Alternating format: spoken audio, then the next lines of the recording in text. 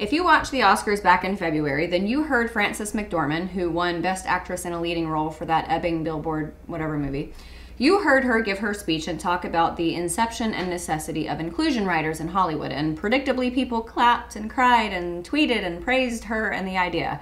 Oh, yay for trashing the patriarchy, yay for no more meritocracy, yay, no more hiring qualified people, yay, yeah.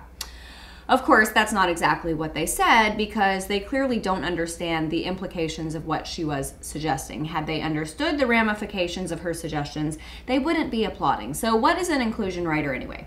You're going to lose your minds. An inclusion writer means that when someone negotiates for a film, it means that you can ask for and or demand at least 50% diversity in not only the cast, but also the crew. All right, so there are a few issues here. First of all, if you're doing a movie like Dunkirk, is it really reasonable to demand that half of the cast be Black or Hispanic or Filipino, etc.? You're just going to throw history out the window and portray it as something that it definitely is not, even historically.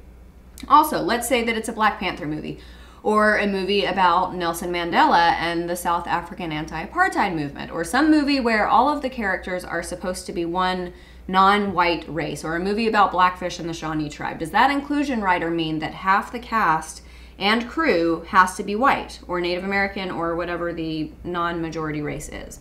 This is stupid, stupid, stupid. And I can't believe these clapping seal Hollywood idiots are too ignorant to see what a terrible idea this is. Anyway, at least we're not alone here in the US with our idiots in Hollywood.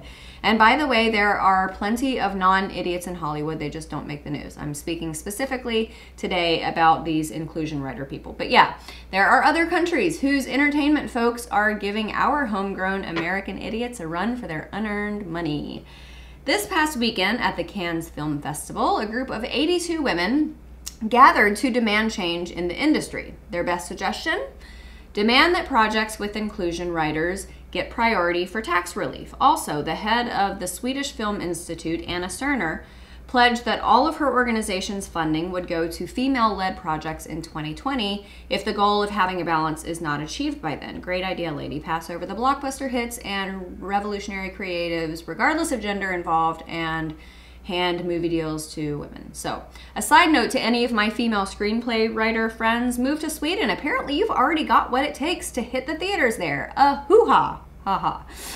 Speaking about the new incentives for change, Stacey L. Smith, who is a professor at USC Annenberg, said, "We're going after tax incentives at the state and federal levels to link them to production credits so that if a production has the inclusion rider attached to it, it should move to the front of the line or automatically qualify for funding." Because what could possibly go wrong there? Let's see, you greenlight a crappy script based on gender, you book the roles based on race, the actors suck, the movie bombs, of course, not if. When that happens, they won't re-examine their business model, they'll blame it on all of us for being sexist, racist bigots.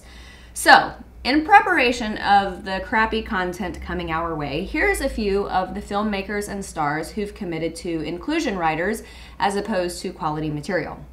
Brie Larson, Michael B. Jordan, Matt Damon, Ben Affleck, Paul Feig, who's a producer, told The Guardian, "It's not that hard to do and it's just common sense." Folks, we've now entered an era where common sense has been perverted to mean hiring people based on gender and race. Yeah. Thanks for watching, everybody. I'm Amanda, head for The Rebel. If you enjoyed my commentary and opinions, we've got an unlimited supply of them here at The Rebel, so subscribe to our premium content at www.therebel.media/shows. Follow us on Facebook and Twitter for all of the latest news, and download our app for The Rebel Media on the App Store. That way you will have easy and immediate access to all of our latest videos and your favorite Rebel shows. Thanks so much for watching. I'm Amanda, head for The Rebel.